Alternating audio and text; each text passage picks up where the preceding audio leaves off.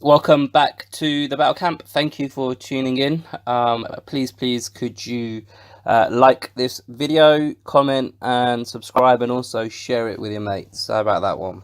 Um, so you've probably heard today the WBC extended the time frame in which the purse bids between Deontay Wilder and Tyson Fury, the fight between them two, would have to have been called in. The deadline was originally today, but I understand they've been given a further week to continue negotiating because I think the reasoning behind it is both parties are close to coming to an agreement.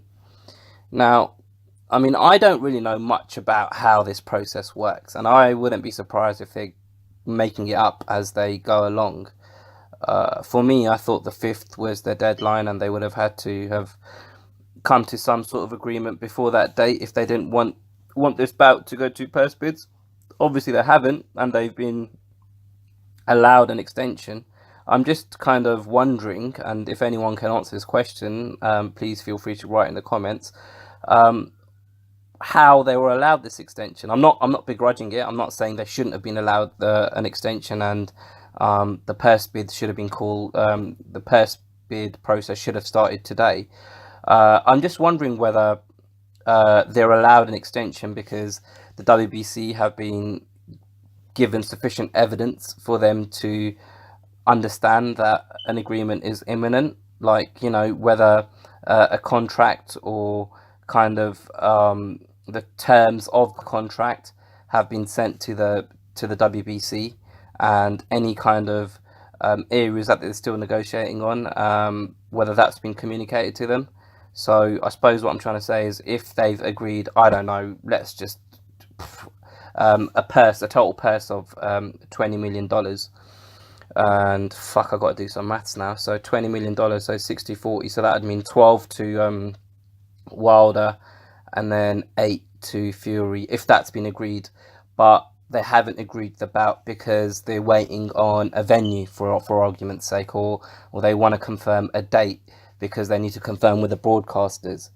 Does that make sense? So whether they've submitted enough documentation or enough information to the WBC to say, this is how close we are to a deal. We've agreed on points A, B, C, D, and E. It's just point F that we need to iron out before we can sign and seal everything. Or has Al Heyman or Shelley Finkel or Ludabella, whoever's acting as a promoter on Deontay Wilder's side, has he just sent an email to say we're close? And same with Frank Warren. Have they both just sent emails to say, yeah, we're close, and that's it? Because it's easy for someone to say, yeah, we're close, but if they're not providing any information to back that statement up, then on what basis do the WBC grant this extension? So I personally think that both parties are really close. They've ironed out the majority of the difficult kind of areas that you need to negotiate when making a big fight like this. And they've ironed out most of the details, and there's just a couple of bits and pieces left for them to agree on.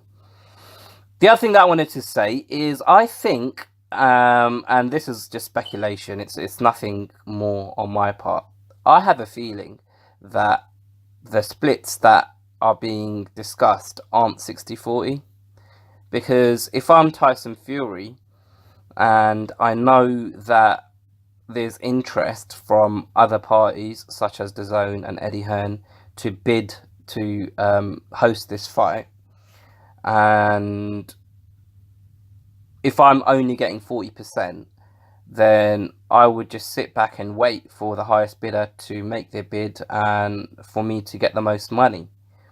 I have a suspicion that with this negotiation that's happening between Tyson Fury's side and Deontay Wilder's side, I wouldn't be surprised if the purse splits are actually 50-50. Because I feel like Tyson Fury kind of holds all the power in this scenario. The WBC have made it clear that their intentions are to call a purse bid. They want this fight to be agreed and scheduled as soon as possible.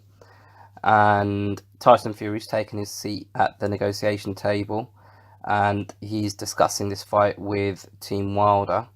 And with this scenario where there's a purse bid looming, it's in Deontay Wilder and also Frank Warren's best interest to get this deal made without having to go to purse bids. Just from a strategic point of view for both parties, from a broadcasting, etc., from a broadcasting point of view, you know, to say to keep the third party at this moment, the Zone and Eddie Hearn, out of this picture.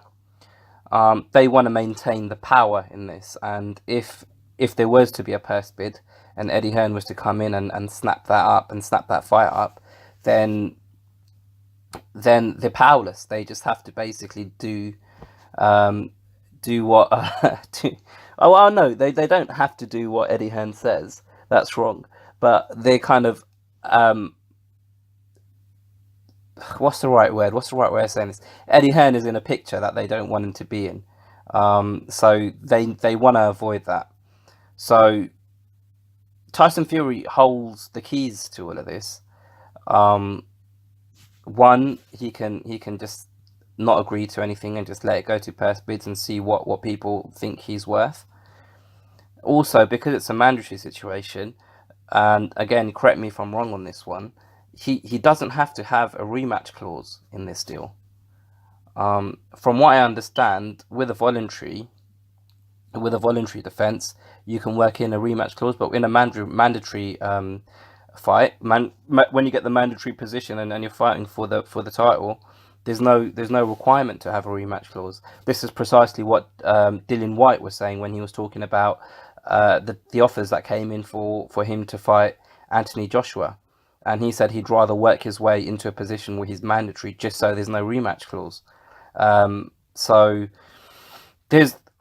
there may be stuff going on behind the scenes. My gut instinct tells me that they'll come to an agreement, and the agreement will be like a 50-50 deal where Tyson Fury gets more than what was mandated by from a percentage point of view, gets more than what was mandated by the WBC, and there'll probably be a rematch clause where the splits would be, I would imagine, and again, this is just me talking, just kind of using general knowledge, where there may be like a different split if there's a rematch, so the winner gets more than what the loser gets in the first fight. I think that's the way things are going to go. I can't see it going to purse bids, but what I can say is, just looking at the situation from the outside, Tyson Fury holds a lot of power in this negotiation, and I think Deontay Wilder's team are going to have to give in to a lot more than they would want to. So yeah, interesting times. Let me know what your thoughts are. Write your comments down below. And if you're not talking absolute shit, I will respond. And feel free to subscribe and share this with your mates. And don't forget to hit the like button. I'll see you next time.